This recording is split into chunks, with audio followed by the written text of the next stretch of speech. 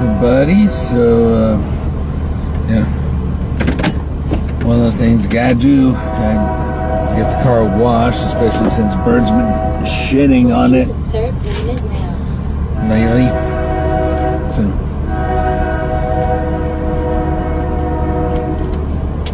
please wait while you're transferred. Thank you. all right. Please pull forward slowly into the wash. Fun times. Yeah, I gotta get the car washed. Got the car, well, got the old shoes on. Get the car washed.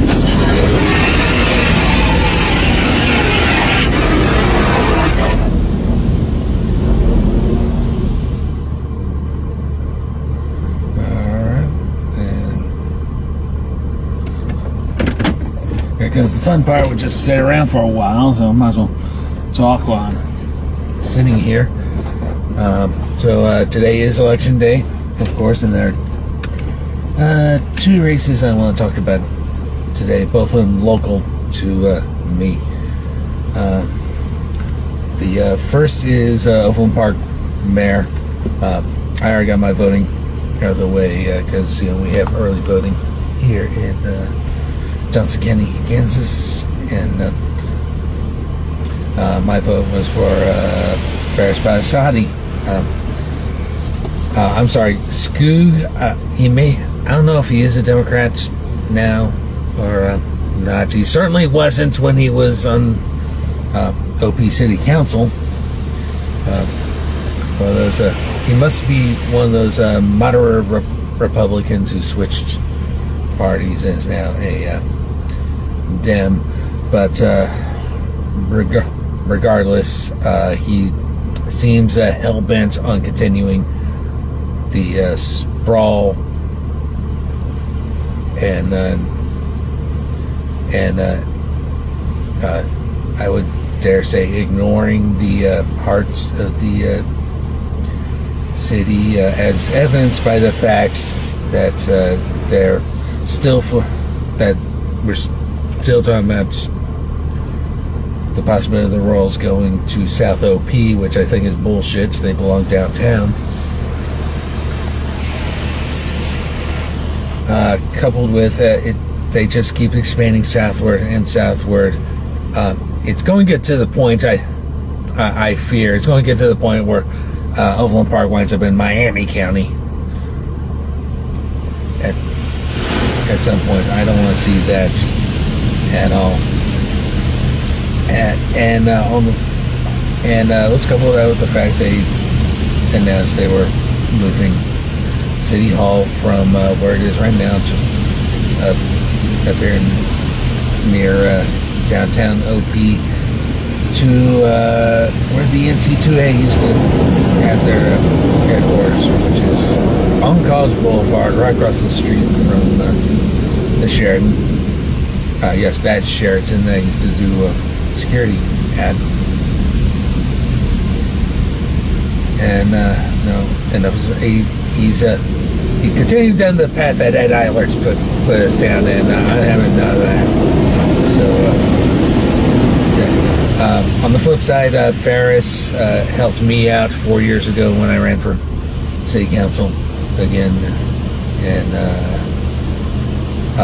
was at least at the time, was a Dem. He definitely has more conservative views than I do, and that's perfectly all right.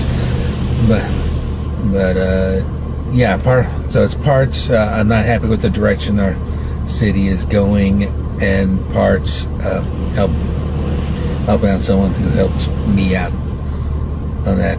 And the other one for Ward 1 of the city council, I am disgusted that Healy is running unopposed this year. That is disgusting to me.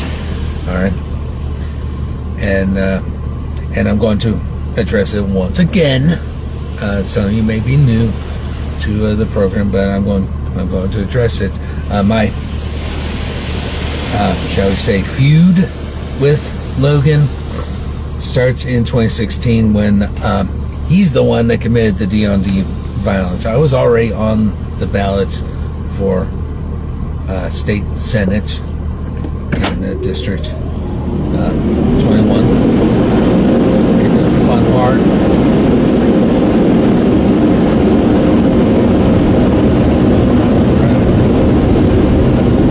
We're Zoom talking, and so somehow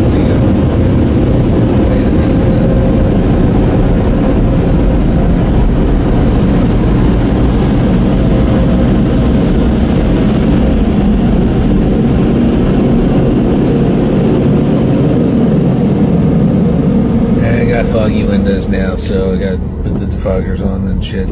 So anyways, it's my feud with Logan started in 2016 when I ran for state senate, District 21. The seats, the current holder is a Democrat, Donna Sykes, but she wasn't always. She was another one of those moderate Republicans at the time. In this time frame, right? So it's held by a very right-wing Republican by the name of Greg Smith, who his platform was entirely vote for me because my daughter was murdered, and I think that's the worst type of politics, is trying to capitalize on the death of a loved one. If people have a problem with that, well, stop listening.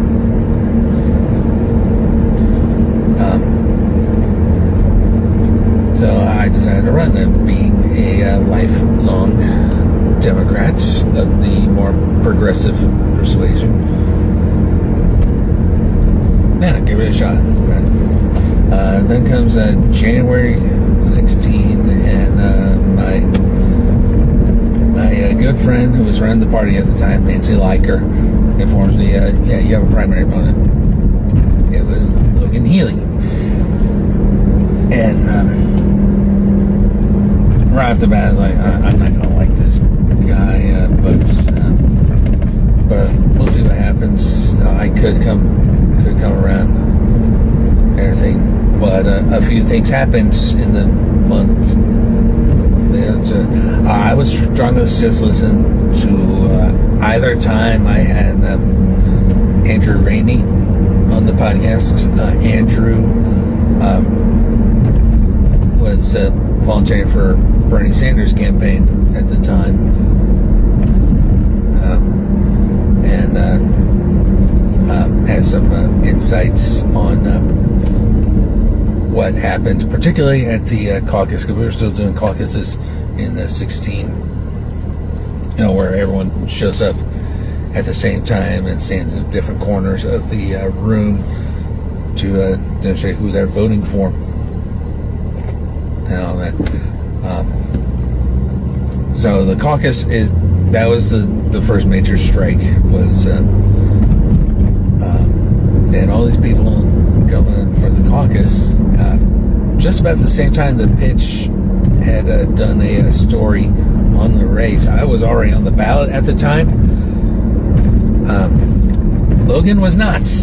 He actually had volunteers at this caucus collecting signatures, and this is part of my beef with him and with the county party in general. One of those volunteers allegedly, now I can't 100% prove this, allegedly, and if I were able to prove it in 2016, this particular individual would be in prison for what he did. He was telling voters, sign the petition to get Logan on the ballot or you can't vote, which would be highly illegal. That volunteer, by the way, is a gentleman by the name of Brandon Woodard. Important for me to point that out because he is currently in the Kansas House of Representatives by doing some scumbag shit similar to what Logan did. So maybe that's where he got it. I don't know. But at that caucus, they were supposed to give candidates an opportunity to speak. They let Logan talk for God knows how long, and they never bothered getting me. So I find Andrew, and I find Diane Etzel Wise to help see if I can speak with all the Bernie volunteers, because all majority of those people there were there for Bernie that day.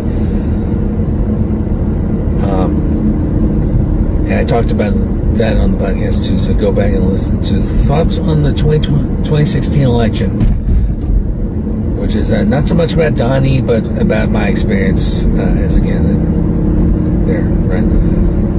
So that was the big strike, and I should point out that the co-chair of that caucus was a gentleman by the name of Bill Roush, who happens to be Logan's father. So nepotism much, asshole?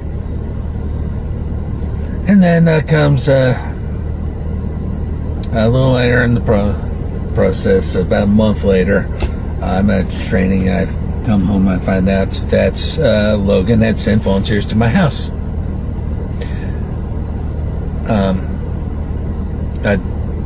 Now on the Republican side, Greg Smith sent folks to Dinah's house as well, and Dinah had an epic response for that. I'm voting for Dinah Sykes because I'm Dinah Sykes. Well, I wish I was home for this. And I'm like, you know who I'm running for that seat, right?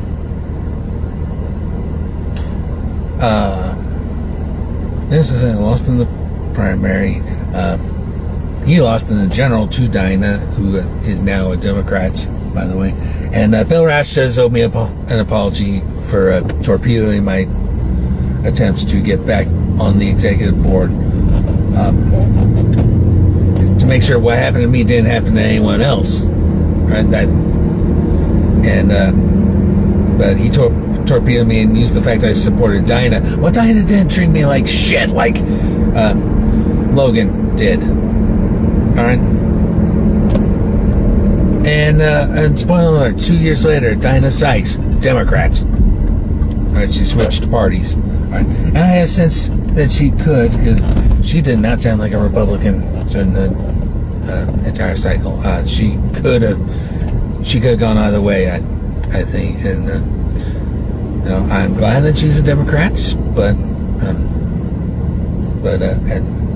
at the time, it was all about how did they treat me, and she treated me with respect, and that's important for me. I didn't stop this scumbag from running for city council 1 year later, and then getting reelected in 21. And I chose to run in 21 against him, and it's the same shit over and over again. Okay, I'm going to stop right now. I'm going to get some stuff before I start doing DoorDash for a little bit of DoorDash before going up to the office. I might skip DoorDash altogether, but I'll talk in a little bit.